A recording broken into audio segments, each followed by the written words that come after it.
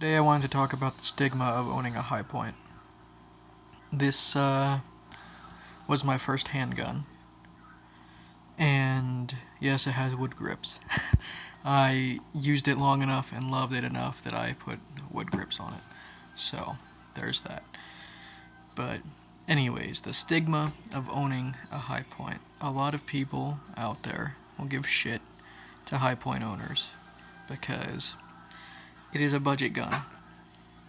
That's just it. It is a budget gun. I got this gun when I had absolutely nothing. It was $150 and it served its purpose. I've put so many rounds through it. And the issue that a lot of people run into with high points is that they don't let them go through the break-in period. And they use the wrong kind of ammunition. The high point likes hot and heavy ammo. It doesn't like hollow points as much. One runs hollow points, but it prefers full metal jackets. But it's jammed a few times in the first 300 rounds, but there are many guns out there that'll do that. After it went through its break-in period, I have yet to have it jam again with hot and heavy ammo. Sometimes with 115s, it'll get a failure to feed. But I mean, I carried this for a long time. It did its job, and I've moved on to, a Glock 17. But the ergonomics of the grip, it feels really good in your hand. It really does. I like the grip. It's contoured. I like the safety. I know a lot of gun guys don't like safeties, but I like the safety. These are all empty and safety checked, so that's not an issue right now. But like my Glock doesn't have a safety on it. It just is the safety of you not pulling the trigger or having not a round in the chamber. And that's I was raised with more traditional, shotguns and rifles and stuff that have safeties, and I just like that peace of mind. I know that a round will go off if I pull the trigger, but I prefer to have a safety for peace of mind.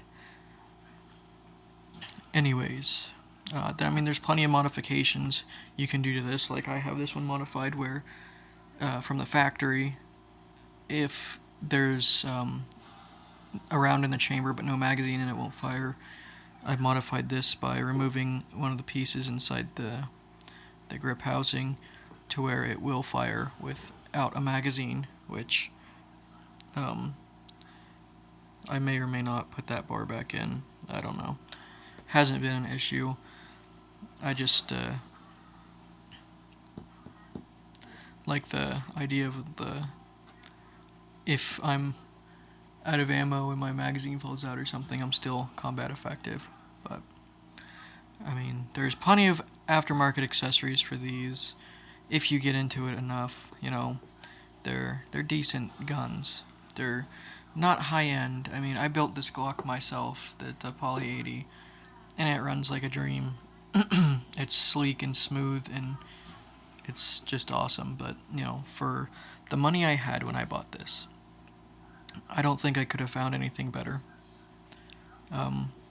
Even on the used market, I searched and searched, and I did plenty of research in Iraq Veteran 8888's video on the High Point Meltdown is what sold me, because he really put one through its tests, through its paces, and, it took a pretty good beating. And there was no way I was going to be putting that much demand on it, so like I've said, I've got at least 1,000 rounds for this thing, and it's, still shooting. It's still a good gun. So, basically, the stigma of high point ownership is, oh, well, it's a cheap gun. It's a piece of shit because it's a cheap gun. Well, I think that most of those people haven't fired a high point that's been broken in correctly and that's using the correct ammo. Like, there are other guns out there that are more high-end that are finicky about their ammo. So, it's not just, and there's all kind of self-validations for that people try to throw out there. But it is what it is.